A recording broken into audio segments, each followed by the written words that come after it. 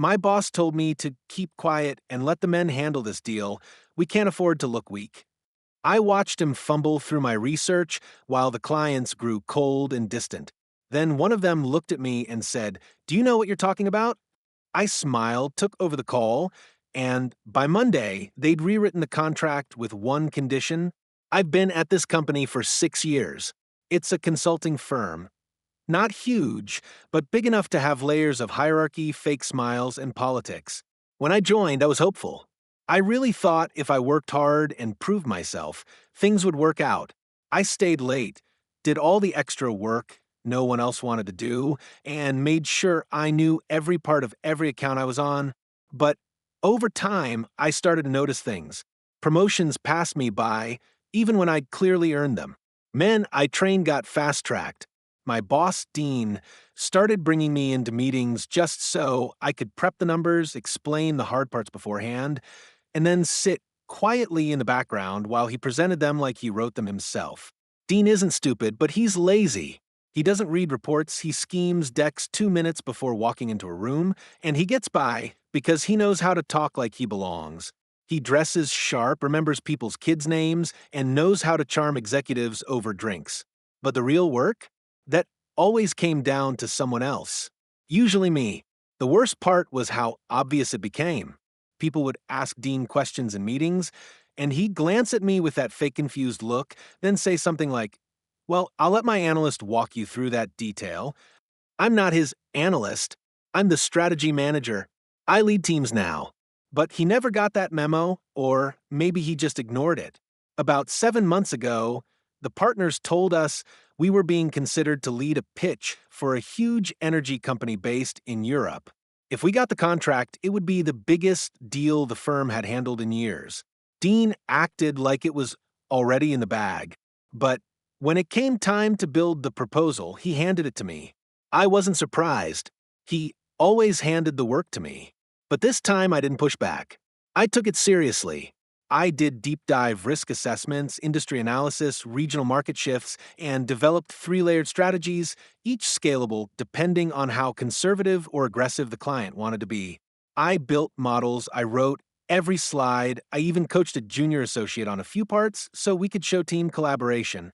2 months of my life went into this. I worked through weekends. I barely saw my friends. I didn't take vacation. This was the kind of deal that, if handled right, could finally show the firm that I was ready for more. I was proud of the work. The day of the meeting, it was a virtual call with 8 people from the client side, C-levels, legal, and operations heads. I was nervous but ready. About 5 minutes before we logged in, Dean pulled me aside. He didn't even lower his voice. He just said, "I think it's better if you let the men handle this one. We can't afford to look weak." I stood there, stunned. I don't know if he saw how angry I was, but I nodded and backed off. I didn't want to make a scene and risk the pitch. I watched him start the meeting using my deck. Slide after slide, he read from the notes I had written. He didn't pause between points. He didn't explain the logic behind the strategies. He skipped the transition slide I had marked in red because it required context he clearly didn't understand. The clients looked confused. You could feel the shift. What started as polite listening quickly turned into concern. Some of them stopped taking notes. One whispered something to the person next to him and shook his head. Dean kept talking, but it was clear they weren't buying it. Then someone finally spoke up. One of the older guys, head of operations, I think, leaned in and said, "Is there someone else who actually worked on this? Do you know what you're talking about?" Dean just froze. He didn't say anything. So I unmuted myself. "I built the model," I said. "I can walk you through the proposal, if that's all right." They nodded. I could feel my heart racing, but once I started talking, I calmed down. I explained the strategy clearly. I walked through each assumption in the model, explained why we made certain projections, pointed out the risks they were worried about, and how we accounted for them. Their tone changed. They started asking follow-up questions. Not the surface-level kind, but real, serious ones. I answered all of them. The head of legal even smiled once. For the next 20 minutes, I led the meeting. Dean said almost nothing. By the end, They thanked us for the proposal and said they'd get back to us by the end of the week. But I got an email on Sunday morning. It was from one of their senior directors. He thanked me for taking over and said they'd like to move forward with one condition. They wanted me as the lead contact, not Dean. They wanted to work directly with the person who knew the deal inside and out. On Monday, the formal contract came through. Same terms, same proposal, but my name was on it. Not Dean's. I didn't say anything at first. I just forwarded the contract to the partners. Dean was copied. I said I'd be happy to take the lead. That was it. Dean lost his mind. He called me, asked what I had done. I didn't answer. He went to HR, then to the partners. But the partners didn't care. All they saw was that the biggest client we'd ever landed asked for me, and that I delivered. Over the next few weeks, things started changing. I was invited to meetings without Dean. I was asked to sit in on strategy calls. Other clients started looping me in directly. Some of them even asked why Dean wasn't involved anymore. He doesn't know this, but I've seen the internal emails. The partners are slowly shifting his accounts away from him. They've started having conversations about restructuring leadership. He has no idea, but it's coming. And I didn't have to yell. I didn't have to fight. I just did the work and waited for someone to finally see it. At first, Dean acted like nothing had changed. He walked around the office like he still owned the place, still made small talk in the kitchen, still tried to insert himself into my meetings by forwarding calendar invites and pretending like he was just supporting. He even CC'd himself on every email I sent to the new client, like he was still managing me. But slowly, the cracks started showing. After a few weeks, I noticed he wasn't being included in the partner briefings anymore. Our client invited me to a quarterly planning session and didn't even mention him. That meeting was in person, and when I showed up, they had a name placard waiting for me, lead strategist. No placard for Dean. He wasn't invited. When I got back, I heard from one of the project coordinators that Dean had gone to one of the partners to complain, said I was trying to undermine him, that I'd stolen his account. The partner told him the client made the decision. And that was that. Dean didn't take it well. A few days later, I found out he'd gone through my shared files and accidentally deleted 2 folders from the project archive. One was just backup drafts, but the other had client presentation templates I'd spent hours formatting.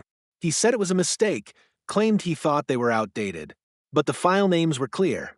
He knew what he was doing. I stopped sharing folders with him after that.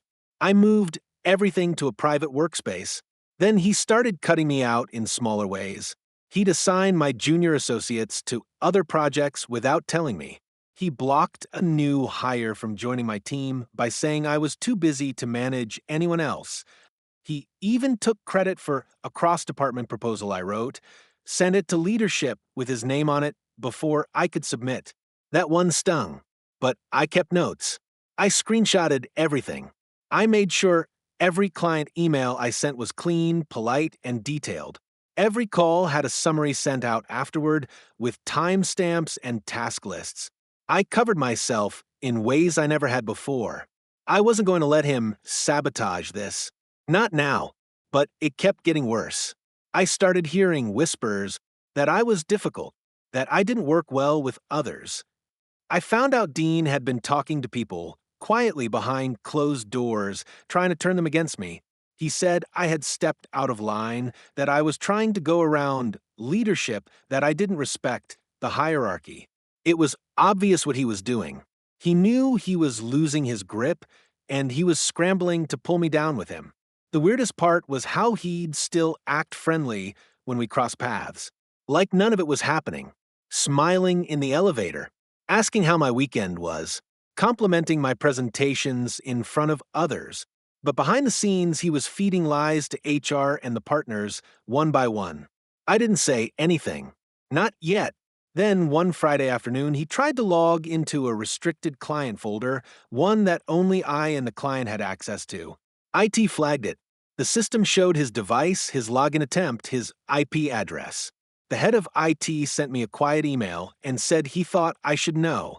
That was when I realized Dean wasn't just being petty anymore. He was trying to bury me. Or at least make it look like I'd messed something up. And honestly, for a while, I thought it might work. Because I was tired, really tired, I hadn't taken a real day off in months. I felt like I was constantly walking a tightrope, one mistake away from giving him the ammo he wanted, but I also knew something he didn't. The client liked me, not in a surface level way, but in a way that mattered. They respected the work. They trusted me, and they had influence. And something had started shifting, quietly, just like his little campaign against me. Except this one was building toward something bigger. About 2 weeks after the IT warning, I got a message from someone I hadn't spoken to in a long time. Maya, one of the former senior strategists who had left the company the year before. She didn't say much, just asked if I had time to talk privately. We set up a call that night. She told me something I didn't see coming. When she left the company, it wasn't for a better offer like everyone had assumed. She'd been pushed out, quietly.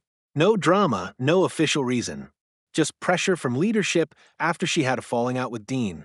He took credit for a high-profile report she wrote, and when she tried to speak up, he started making her look unstable. Told people she was burnout, emotional, too aggressive. It worked.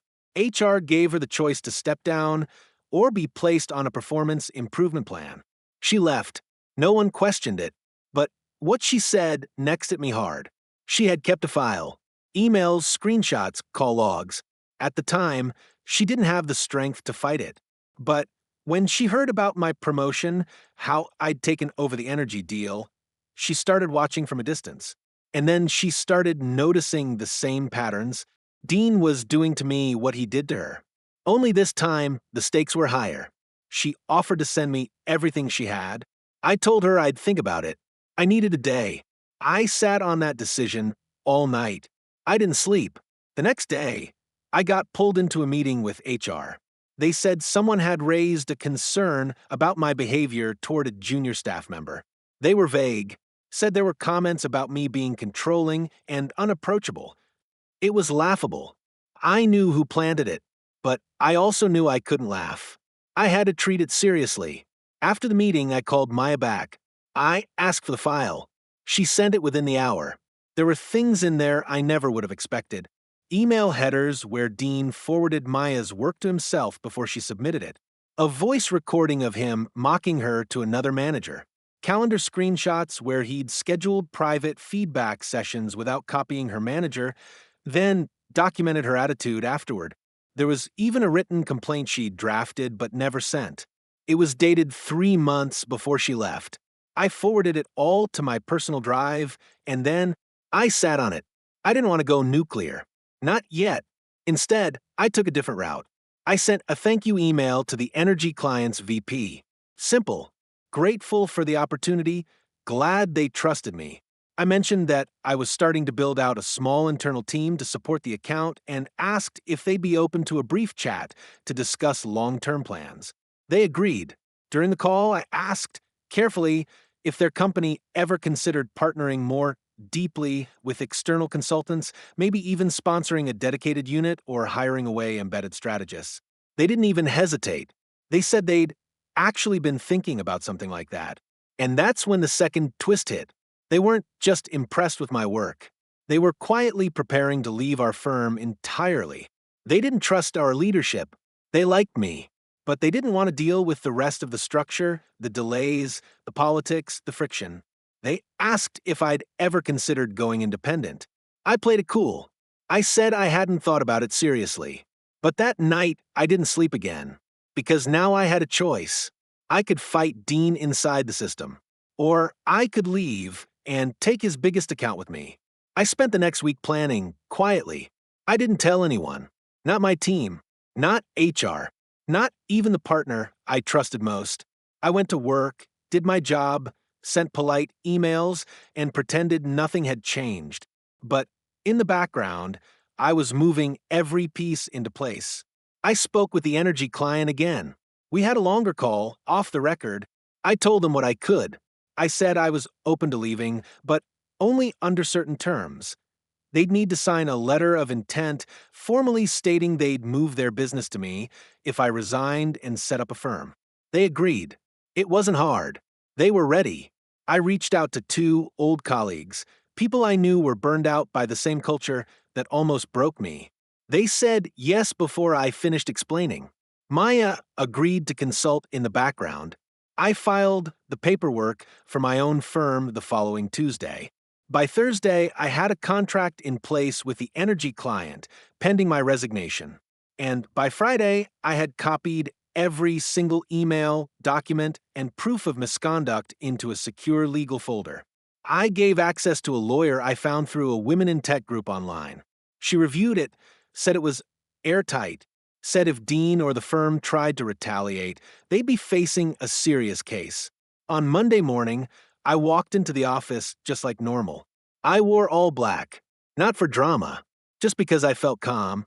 At 9 a.m., I called the HR director, the managing partner, and Dean into a meeting room. I handed over my resignation letter. No explanation, just dates, signatures, and final steps. Dean looked smug at first, then confused, then nervous. Then I gave them the client's formal notice of termination, with a signature, dated, already executed. It said they were ending the contract effective immediately and transferring their business to a new firm, mine. Dean looked like someone had knocked the wind out of him. I handed the HR director a second envelope. Inside was a printed packet, documented misconduct, the deleted folders, the IT logs, Maya's notes, the email headers. I didn't say a word, just looked at her and said, "For legal."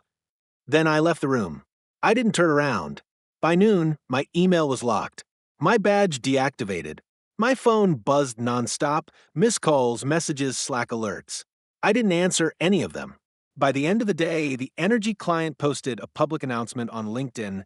They were partnering with a new consulting firm led by someone who understands both vision and execution. They tagged me. My inbox exploded. Other clients started reaching out. I didn't even have a website yet. Dean was removed from all internal meetings by the end of the week. I heard through the grapevine that the partners confronted him with the documents. He tried to lie, then tried to spin it, then finally just stopped showing up. They didn't fire him, not right away, but they started transitioning him out. It didn't matter. His name was already stained. Clients knew. People in the industry talk. A few months later, I ran into one of the junior analysts who still worked there. She told me Dean left without warning. No goodbye, no notice. Just disappeared one day. She said people avoided saying his name now. Too awkward. Too messy. As for me, within 6 months, I had 3 full-time staff, 2 major clients, and a lawyer on retainer. I didn't take a full victory lap.